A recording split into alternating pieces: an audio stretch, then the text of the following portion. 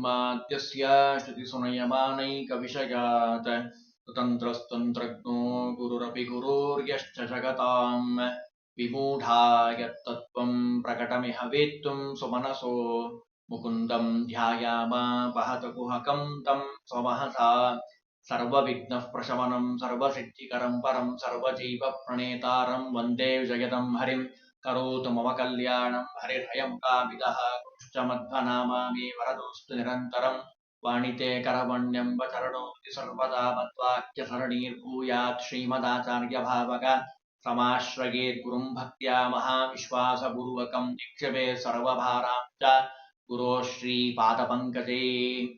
ಮಹಾಜ್ಞಾನಿಗಳಾಗಿರುವಂತಹ ಕನಕದಾಸರು ಹಲವಾರು ಮುಂಡಿಗೆಗಳನ್ನು ರಚನೆ ಮಾಡಿಕೊಟ್ಟಿದ್ದಾರೆ. ನಿನ್ನೆ ನೀವು ತಿಳಿದ ಹಾಗೆ ಇವತ್ತು ಅತ್ಯದ್ಭುತವಾಗಿರುವಂತಹ ಪ್ರಮೇಯಗಳಿಂದ ಕೂಡಿರುವಂತಹ ಅತ್ಯಂತ ಕಠಿಣವಾಗಿರುವಂತಹ ಒಂದು ಮುಂಡಿಗೆಯನ್ನ ಇವತ್ತು ನೋಡೋಣ. ಭಗವಂತನ ಅತ್ಯದ್ಭುತವಾದ ಮಹಿಮೆಯನ್ನ ಬಹಳ ಸುಂದರವಾಗಿ, ಸಂಕ್ಷಿಪ್ತವಾಗಿ, ಗೂಢವಾಗಿ, ರಹಸ್ಯದಿಂದ ಅವರು ಇದರಲ್ಲಿ ತಿಳಿಸ್ತಾ ಇದ್ದಾರೆ. ಭವಭಯ ವಿನಾಶ ಭೋ ಭಕ್ತ ವಿಲಾಸ ಭೋಪಾ ವಿನಾಶ ಭೋ ಪಾಡದ ರಂಗೇಶ ಭೋ ಅನ್ನುವಂತಹ ಈ ಸುಳಾದಿ ಈ ಮುಂಡಿಗೆಯಲ್ಲಿ ತಿಳಿಸ್ತಾರೆ. ಮೊದಲು ಮುಂಡಿಗೆಯನ್ನ ಓದ್ತೀನಿ, ಆಮೇಲೆ ಅರ್ಥವನ್ನು ತಿಳಿಯೋಣ. ಹರಿಯ ಸುತನಿಗೆ ಅಭಯವಿತ್ತೆ, ಹರಿಯ ಮಗನ ಕೊಂದೆ, ಹರಿಯನಲು ಹರಿರೂಪ ತಾಳಿದೆ, ಹರಿಯೊಳಡಗಿದ ಮತ್ತೆ ಹರಿಯ ನಗ್ರಜ ಕೋಟಿ ತೇಜನ ಹರಿ ಹಯವದನೆಂಬ. ಮೇಲ್ನೋಟಕ್ಕೇನು ತಿಳಿಯೋದೇ ಇಲ್ಲ, ಶಾಸ್ತ್ರದ ಆಧಾರ ಬೇಕೇ ಬೇಕು. ಶಿವನ ಮಗಳೊಳಗೆ ಮತ್ತೆ ಶಿವನಗರ ಮಯನಿಗಿತ್ತೆ, ಶಿವನ ಉಪಟಳ ಕಳುಕಿ ಗೋಕುಲ ಶಿವನ ಕರದಲ್ಲಿ ಪೊತ್ತೆ, ಶಿವಧನುವನು ಖಂಡಿಸಿ ಮತ್ತೆ ಶಿವನ ಚಿತವೇರಿ ನಿಂತೆ, ಶಿವನ ಭೋಜನ ನವನ ಸುತನಿಗೆ ಶಿವನ ಪ್ರತಿಪಾಲನೆಂಬೆ. ಕೊನೆ ಪದ್ಯದಲ್ಲಿ ಹೇಳ್ತಾರೆ, ಕಮಲವನ್ನು ಈರಡಿಯ ಮಾಡಿದೆ, ಕಮಲ ಮೊರೆಯಿಡಲಂದು ಕಮಲದಲ್ಲಿ ಬ್ರಹ್ಮಾಂಡ ತೋರಿದೆ, ಕಮಲಧರ ನೀನೆಂದು ಕಮಲವನ್ನು ಕದ್ದೊಯ್ದು ಕಳ್ಳನ ಸದೆದು ಕಮಲವನ್ನು ತಂದೆ, ಕಮಲ ಮುಖಿಯಳ ಕಾಯ್ದ ಕಾಗಿನೆಲೆ ಆದಿಕೇಶವ ನೆಂಪೆ. ಬಹಳ ಸುಂದರವಾಗಿರುವಂಥದ್ದು. ಸ್ವಲ್ಪ ವಿವರಣೆಯನ್ನ ತಿಳಿಯೋಣ. ಈ ನಮ್ಮ ಮುಂಡಿಗೆಯ ರಹಸ್ಯ ಏನು? ಮಂಡಿಗೆ ಅಂದ್ರೆ ನಮಗೆ ಗೊತ್ತಿದೆ ರೀ, ಮುಂಡಿಗೆ ಅಂದ್ರೆ ತಿಳಿಯೋದು ಬಹಳ ಕಷ್ಟ ಅಂತ ಬಹಳ ಕೆಲವರು ಹೇಳಬಹುದು. ಮಂಡೆ ಅಂತಾರೆ ಸಾಮಾನ್ಯವಾಗಿ ತಲೆಗೆ, ಅದಕ್ಕೆ ಕೆಲಸ ಕೊಡುವಂಥದ್ದು. ಪೂರ್ಣವಾಗಿ ತಲೆಯನ್ನ ಖರ್ಚು ಮಾಡಿದಾಗ ಶಾಸ್ತ್ರದ ಆಧಾರದ ಮೇಲೆ ನಮಗೆ ತಿಳಿಯುವಂಥದ್ದು, ಮೇಲ್ನೋಟಕ್ಕೆ ತಿಳಿಯುವಂಥದ್ದಲ್ಲ. ಮೊದಲನೇದರಲ್ಲಿ ಹೇಳ್ತಾರೆ, ಹರಿಯ ಸುತನಿಗೆ ಅಭಯವಿತ್ತೆ. ಹರಿಯ ಅಂದ್ರೆ, ಹರಿ ಅನ್ನೋ ಶಬ್ದಕ್ಕೆ ಬಹಳಷ್ಟು ಅರ್ಥ ಇದೆ.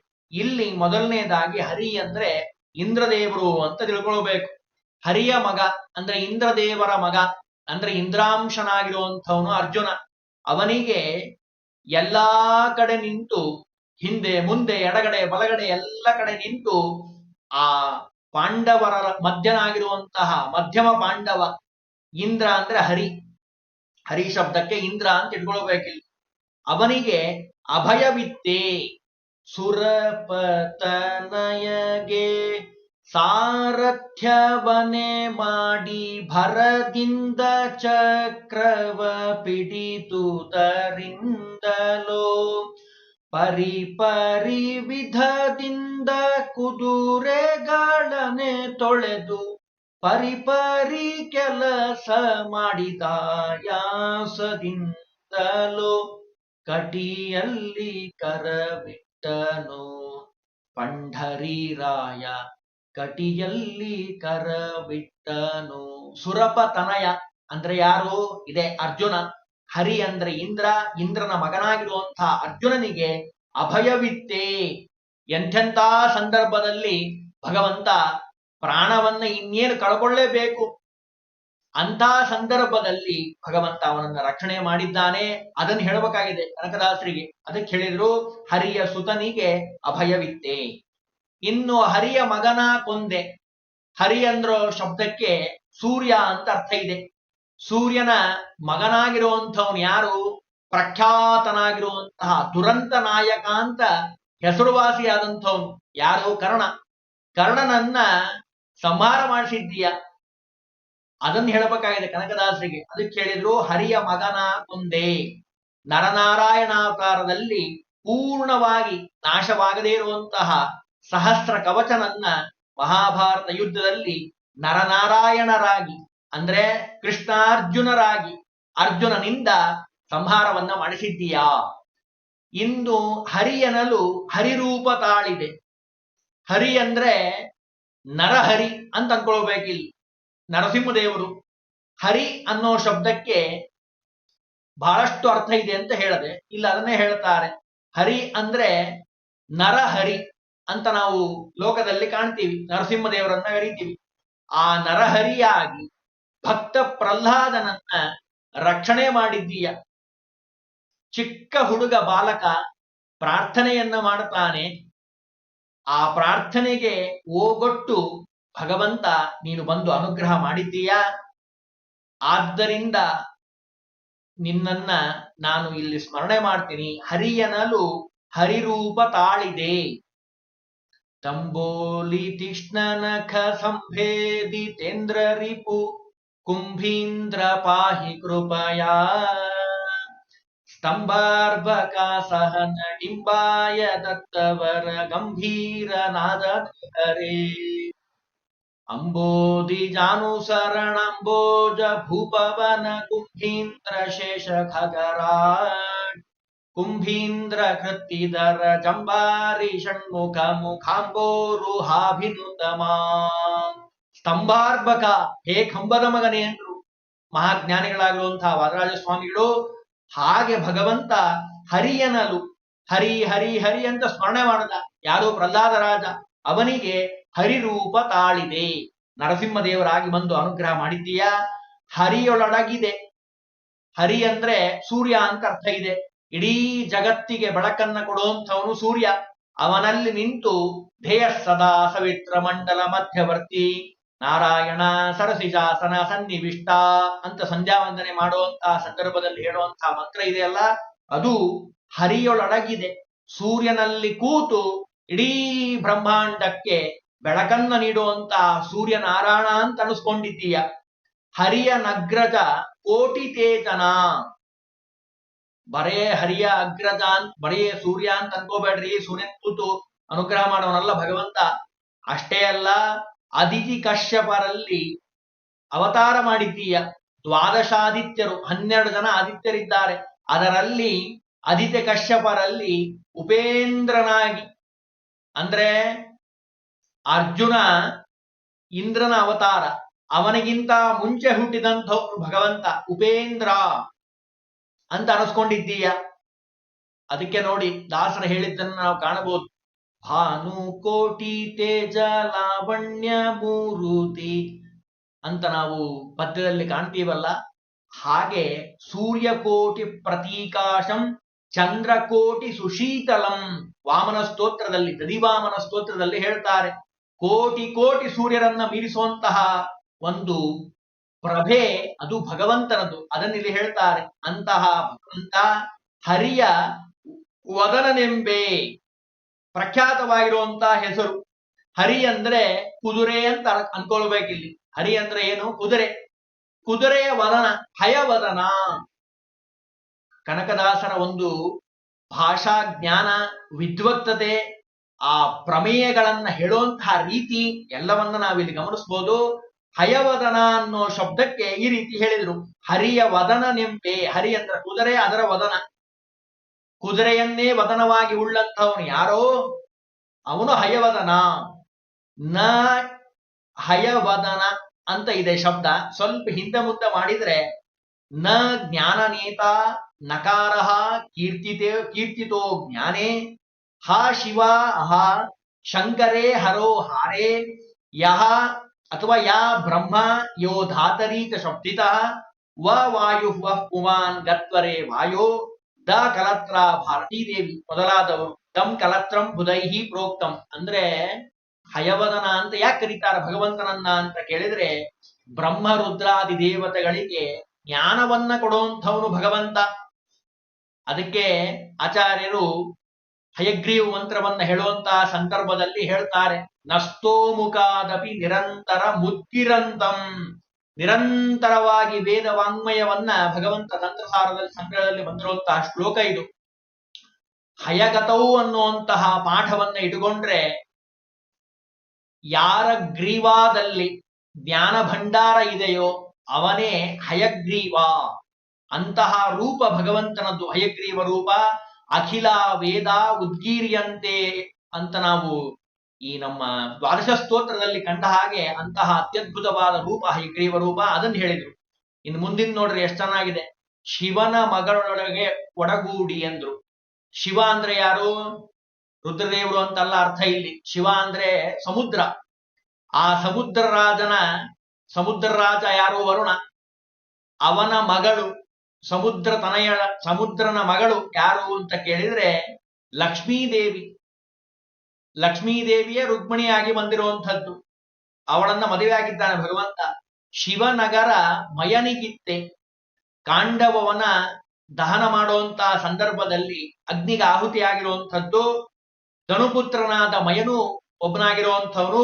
ಈ ಮಯನಿಂದ ನಿರ್ಮಾಣವಾಗಿರುವಂತಹ ಪಾಂಡವರಿಗೆ ರಾಜಸೂಯ ಯಾಗ ಮಂಟಪವನ್ನ ಮಾಡಿ ನಿರ್ಮಾಣವನ್ನ ಮಾಡಿ ಅದಕ್ಕೆ ಕೊಟ್ಟಿರುವಂಥವನು. ಶಿವ ಅಂದ್ರೆ ಉತ್ತಮವಾದ ಲೋಕ, ಅದನ್ನು ಕೊಟ್ಟಿರುವಂಥವನು. ಶಿವನ ಉಪಟಳ ಕಳುಕಿ ಗೋಕುಲ. ಶಿವ ಅಂದ್ರೆ ಇಲ್ಲಿ ಅರ್ಥ ಇಂದ್ರ ಅಂತ ಅರ್ಥ ಇಟ್ಕೊಳ್ಬೇಕು. ಇಂದ್ರದೇವರು ಏನ್ ಮಾಡಿದ್ರು? ಪ್ರತಿ ಸಾರೆ ಗೋಕುಲದಲ್ಲಿರುವಂಥವ್ರೆಲ್ಲ ಭಕ್ಷ್ಯ ಭೋಜ್ಯಾದಿಗಳನ್ನ ಮಾಡಿ ಆ ಇಂದ್ರನ ಪೂಜಾ ಮಾಡೋರು. ಆದ್ರೆ ಭಗವಂತ ಹೇಳ್ದ ಮಳೆಯನ್ನ ಕೊಡುವಂತಹದ್ದು ಗೋವರ್ಧನ ಪರ್ವತ, ಅದಕ್ಕೆ ನೀವು ಅದನ್ನ ಪೂಜಾ ಮಾಡ್ರಿ ಅಂತ. ಅದಕ್ಕೆ ಸಿಟ್ಟು ಬಂತು. ಅದಕ್ಕೆ 7 ದಿವಸಗಳ ಕಾಲ ಮಳೆಯನ್ನ ಸುರಿಸಿದ್ದಾನೆ ಇಂದ್ರ. ಸಮಸ್ತ ಪ್ರಾಣಿಗಳನ್ನ ಭಗವಂತ ಗೋವರ್ಧನ ಪರ್ವತವನ್ನ ಎತ್ತಿ ರಕ್ಷಣೆ ಮಾಡಿದ್ದಾನೆ. ಅದನ್ನಿಲ್ಲಿ ಹೇಳಬೇಕಾಗಿದೆ ಕನಕದಾಸರಿಗೆ. ಶಿವನ ಅಂದ್ರೆ ಇಂದ್ರನ ಉಪಟಳವನ್ನ ಕಳುಕಿ ಅವನು ಎಷ್ಟೇ ಮಳೆ ಬರಸ್ಲಿ ಏನೂ ತೊಂದರೆ ಆಗದೆ ಇರೋ ರೀತಿ ಛತ್ರಿಯನ್ನ ಹಿಡಿದಿರ್ತಾರಲ್ಲ ಮಳೆ ಬರೋಗ್ಬೇಕಾದ್ರೆ, ಹಾಗೆ ಗೋವರ್ಧನ ಪರ್ವತವನ್ನ ಎತ್ತಿ ರಕ್ಷಣೆ ಮಾಡಿದ್ದಾನೆ. ಶಿವನ ಕರದಲ್ಲಿ ಪೊತ್ತ ಗೋಕುಲ ಗೋವರ್ಧನ ಪರ್ವತವನ್ನ ತನ್ನ ಕಿರುಬೆರಳಿನಲ್ಲಿ ಅನಾಯಾಸವಾಗಿ ಭಗವಂತ ಏನು ಕಷ್ಟಪಟ್ನ? ಏನಿಲ್ಲ, ಅನಾಯಾಸವಾಗಿ ಪೊತ್ತಿದ್ದಾನೆ. ಮುಂದೆ ಶಿವನ ಧನುಸ್ಸನ್ನು ಖಂಡಿಸಿ ರುದ್ರದೇವರಿಂದ ಅಭಿಮನ್ಯವಾಗಿರುವಂತಹ ಧನಸ್ಸನ್ನ ಎತ್ತಿ ಇಂದ್ರದೇವರ ಐರಾವತವು ಕಬ್ಬಿನ ಜಲ್ಲೆಯನ್ನ ಹೇಗೆ ಮುರಿದಾಕ್ತದಲ್ಲ ಆ ರೀತಿಯಾಗಿ ಮುರಿದಾಕಿದ್ದಾನೆ. ಅಂದ್ರೆ ಅರ್ಥ ಏನು? ಇದರೊಳಗೆ ಇನ್ನೊಂದು ಸೂಚನೆ ಇದೆ. ಯಾರಿಗೂ ನಾ ಬಗ್ಗೋದಿಲ್ಲ ಅಂತ ಅನ್ನುವಂತಹ ದುಷ್ಟರಾಗಿರುವಂತಹ ಅಹಂಕಾರದಿಂದ ಕೂಡಿರುವಂತಹ ರಾವಣಾದಿ ಅಸುರರನ್ನ ಹಿಂಗೆ ಮುರಿದು ಹಾಕ್ತೀನಿ ಅನ್ನೋ ಸೂಚನೆಯನ್ನು ಕೊಟ್ಟ ಭಗವಂತ. ಮತ್ತೆ ಶಿವನ ಜಿತವೇರಿ ನಿಂತೆ ಸೀತಾ ವಿವಾಹದ ನಂತರ ಅಯೋಧ್ಯೆಗೆ ಹೊರಡುವಂತಹ ಸಂದರ್ಭದಲ್ಲಿ ತಂದೆ ಒಂದು ರೂಪ ಪರಶುರಾಮ ದೇವರು ಬಂದಿದ್ದಾರೆ. ವಿಷ್ಣುವಿನ ಧನಸ್ಸನ್ನ ಕೊಟ್ರು. ಇದಕ್ಕೆ ಹೆದೆಯನ್ನ ಏರಿಸು, ಜ್ಯಾ ಅಂತ ಕರೀತಾರೆ ಸಂಸ್ಕೃತದಲ್ಲಿ. ಹಗ್ಗವನ್ನ ಅದಕ್ಕೇನ್ ಕಟ್ಟಿರ್ತಾರಲ್ಲ ಅದನ್ನು ಏರಿಸು ಅಂತ ಹೇಳದಂತಹ ಸಂದರ್ಭದಲ್ಲಿ ಎರಡೂ ಒಂದೇ ರೂಪ, ಭಗವಂತನ ರೂಪಗಳಿಗೆ ಭೇದ ಇಲ್ಲ. ಅದನ್ನ ಏರಿಸೋ ಮುಖಾಂತರವಾಗಿ ಅಜೇಯ ಅಂತ ಅನಿಸ್ಕೊಂಡಿದ್ದ ಅತುಲ ಅನ್ನುವಂತ ಅಸುರ, ಆ ರಾಕ್ಷಸನನ್ನ ಕೊಂದ ಹಾಕಿದ್ದಾನೆ ರಾಮದೇವರು. ಅಂತಹ ಜಗಸ್ವಾಮಿ ನೀನು ಅಂದ್ರು ಕನಕದಾಸರು. ಇಷ್ಟೆಲ್ಲಾ ಬರಬೇಕು ಅರ್ಥ. ಅದಕ್ಕೆ ಒಂದೇ ಮಾತು ಹೇಳಿದ್ರು, ಮತ್ತೆ ಶಿವನ ಜಿತವೇರಿ ನಿಂದೆ. ಶಿವನ ಭೋಜದವನ ಸುತನಿಗೆ ಶಿವನ ಪ್ರತಿಪಾಲನೆಂಬೆ. ಇದು ಬಹಳ ಸುಂದರವಾಗಿರುವಂಥದ್ದು. ಶಿವ ಶಿವ ಅನ್ನೋ ಅರ್ಥ, ಅದಕ್ಕೆ ಶಬ್ದಕ್ಕೆ ಬಹಳಷ್ಟು ಅರ್ಥ ಇದೆ ಅಂತ ಹೇಳಿದ್ನಲ್ಲ. ಶಿವ ಅಂದ್ರೆ ಸುಖಕ್ಷೇಮ ಜಲೇ ಕ್ಲೀಭಂ ಅಂತ ಅರ್ಥ ಇದೆ. ಶಿವ ಅನ್ನೋ ಶಬ್ದಕ್ಕೆ ಸುಖಭೋಜನ ಅಂತ ಅರ್ಥ ಇದೆ. ಸುಖವನ್ನೇ ಅನುಭವಿಸುವಂತಹ ಸುಖ ಪ್ರಾರಬ್ಧ ಯಾರ್ದಪ್ಪ? ಬಹಳ ಸುಖ ಅನುಭವಿಸೋರು ಯಾರು? ನಾವು ಅನ್ಕೊಂಡಿದ್ದೀವಿ ನಾವೇ ಬಹಳ ಸುಖ ಅನುಭವಿಸೋರು ಅಂತ ಕೆಲವರು ಅನ್ಕೊಂತಾರೆ. ಕೆಲವರು ಇಲ್ರಿ ನಾವು ಬಹಳ ಕಷ್ಟಪಡ್ತೀವಿ, ನಮ್ಮ ಮನೆ ಎದುರುಗಡೆಯವರು ಇದ್ದಾರಲ್ಲ ಅವ್ರು ಬಹಳ ಸುಖ ಅನುಭವಿಸ್ತಾರೆ ಅಂತ ಅನ್ಕೊಂಡಿದ್ದಾರೆ. ಅತಿಯಾಗಿ ಸುಖ ಅನುಭವಿಸೋರು ಯಾರು? ಬ್ರಹ್ಮದೇವರು. ಅವರಷ್ಟು ಸುಖ ಯಾರು ಅನುಭವಿಸೋದಿಲ್ಲ.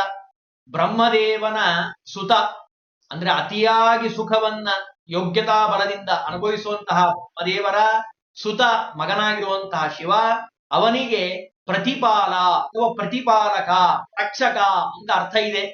ಋಕಾಸುರನಿಂದ ಬಂದಿರುವಂತಹ ಆಪತ್ತಿನಿಂದ, ಭಸ್ಮಾಸುರನಿಂದ ಬಂದಿರುವಂತಹ ಆಪತ್ತಿನಿಂದ ರಕ್ಷಣೆಯನ್ನ ಮಾಡಿದಂಥವನು ಭಗವಂತ ಪ್ರತಿಪಾಲನೆಂಬೆ ಅಂದ್ರು. ಆಮೇಲೆ ಕೊನೆಯ ಪದ್ಯದಲ್ಲಿ ಹೇಳ್ತಾರೆ, ಕಮಲವನ್ನು ಈರಡಿ ಮಾಡಿದೆ. ಕಮಲ ಅಂದ್ರೆ ಭೂಮಿ ಅಂತ, ಮತ್ತೆ ಆಕಾಶ, ಇವೆರಡನ್ನು ಭಗವಂತ ಅಳೆದಿದ್ದಾನೆ. ಭಗವಂತ ಶೃಂಗಾರ ಪಾದನಖ ತುಂಗಾಗ್ರ ಭಿನ್ನಕನ ಖಂಗಾಂಡ ಪಾತಿ ತಟಿನಿ ತುಂಗಾಪಿ ಮಂಗಲ ತರಂಗಾಭಿಭೂತ ಭಜ ಕಾಂಗಾಂಗ ವಾಮನ ನಮಃ. ವಾಮನ ತ್ರಿವಿಕ್ರಮನಾಗಿ ಭೂಮಿಯನ್ನ ಈರಡಿ ಮಾಡಿ ಅಳೆದಿದ್ದಾನೆ. ಅದನ್ನು ಹೇಳಬೇಕಾಗಿದೆ ಕನಕದಾಸರಿಗೆ. ಅದಕ್ಕೆ ಹೇಳಿದ್ರು ಕಮಲವನ್ನು ಈರಡಿ ಮಾಡಿದೆ.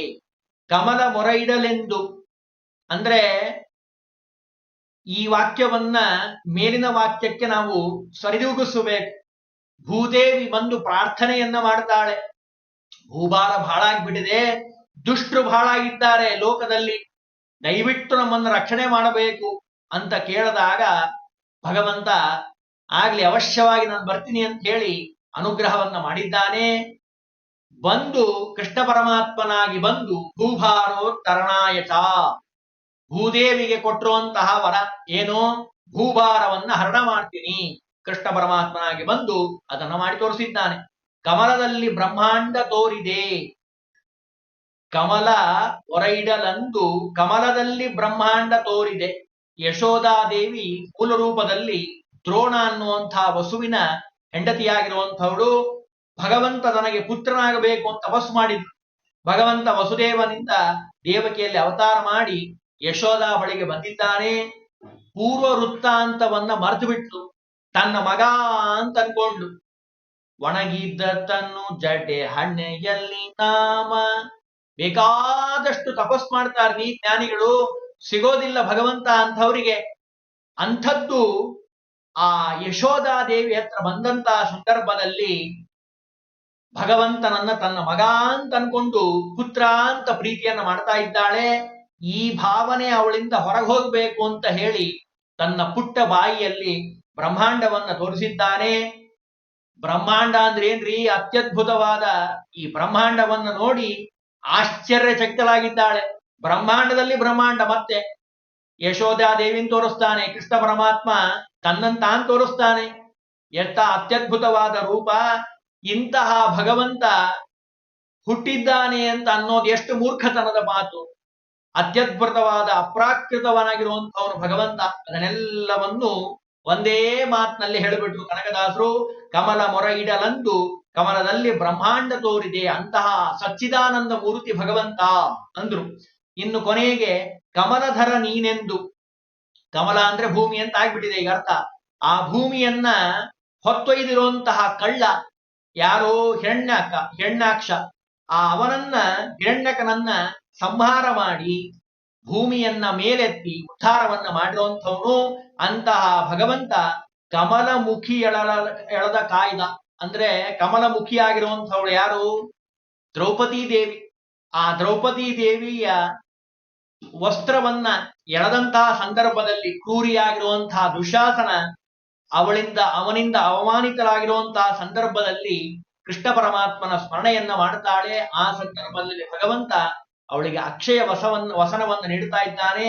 ಅಂತಹ ಭಗವಂತ ಯಾರು, ಕಮಲಮುಖಿಯಳ ಕಾಯ್ದ ಕಾಗಿನೆಲೆ ಆದಿಕೇಶವನೆಂಬೆ, ಅಂಥವನು ನೀನು ಅಂತ ಹೇಳಿ ಸ್ತೋತ್ರವನ್ನ ಮಾಡಿದ್ದಾರೆ ಕನಕದಾಸರು. ಗೂಢವಾದ ರಹಸ್ಯವಾದ ಪ್ರಮೇಯಗಳಿಂದ ಕೂಡಿರುವಂತಹ ನಮ್ಮ ಕನಕದಾಸರ ವ್ಯಕ್ತಿತ್ವ ಅತ್ಯದ್ಭುತವಾಗಿರುವಂಥದ್ದು. ವ್ಯಾಸರಾಜರ ವಿಶೇಷ ಕೃಪಾ ಬಲದಿಂದ, ಗುರುಗಳ ಅನುಗ್ರಹದಿಂದ ಎಷ್ಟೆಲ್ಲಾ ಸಾಧನೆ ಮಾಡಬಹುದು ಅಂತ ನಮ್ಮ ಕನಕದಾಸರೇ ಉದಾಹರಣೆ. ವ್ಯಾಸರಾಜರ ವಿಶೇಷ ಅನುಗ್ರಹವನ್ನು ಪಡೆದಂಥವರು ದ್ವೈತ ಸಿದ್ಧಾಂತದ ಪ್ರಮೇಯಗಳನ್ನ ಬಿಚ್ಚಿ ಬಿಚ್ಚಿ ನಮ್ಮ ಕನ್ನಡದ ಕನ್ನಡಿಯಲ್ಲಿ ನಮಗೆ ತೋರಿಸ್ಕೊಟ್ಟಿರುವಂಥವ್ರು. ಅಂತಹ ಕನಕದಾಸರ